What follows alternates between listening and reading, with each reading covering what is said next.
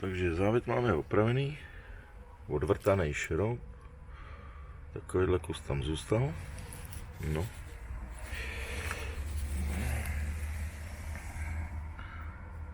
Je to venku, závit opraven.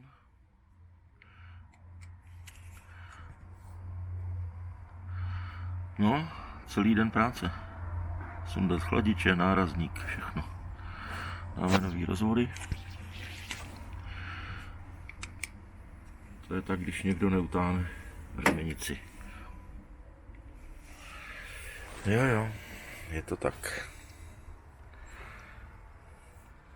2 cm závitu tam zůstaly. Ach jo. No, ale to nejhorší máme za sebou. Takže jdeme skládat.